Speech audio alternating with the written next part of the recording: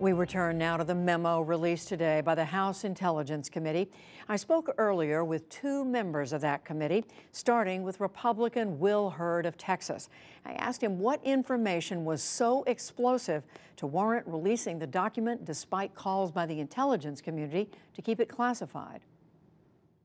Well, I don't know if I would describe it with the adjective explosive, but what the information in the memo question it asks is, should federal law enforcement be allowed to use unverified information, circular reporting, and rumors in a Title III court to request a FISA warrant? And for me, this is about making sure that Congress is actually providing good oversight of our federal law enforcement. This is not, in my opinion, about the Mueller investigation. I believe Bob Mueller should be allowed to turn over every rock, pursue every lead to ensure that we know what the Russians tried to do in our elections.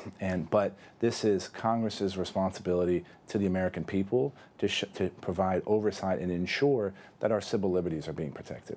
I'm sure you know those who are defending the FBI here say that it did follow procedure very carefully, and it relied on more than that controversial Steele dossier, so-called, to make its case.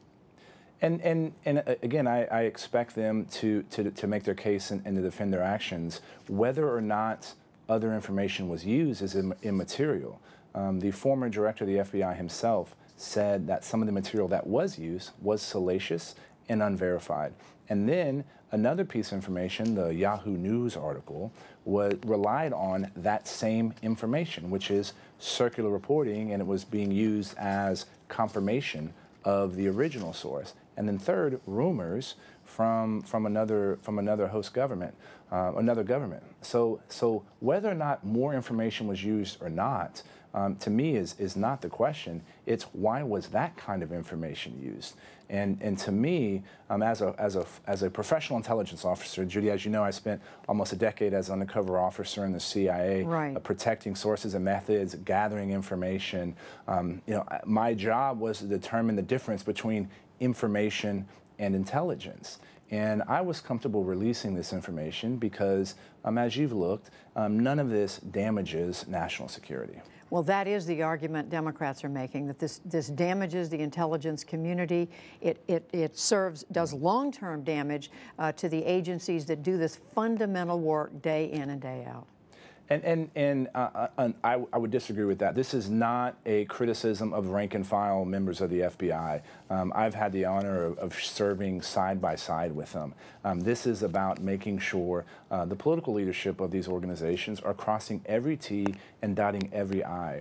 We give a lot of responsibility and authority to the Department of Justice and FBI, and that authority every single time should be used appropriately, and I think this is a case where I'm firmly in opposition of using unverified information in a fiscal court.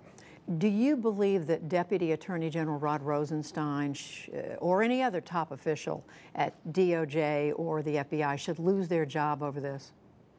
No, I think this is part of oversight and making sure that we are ensuring that our agencies are operating the way that they're supposed to.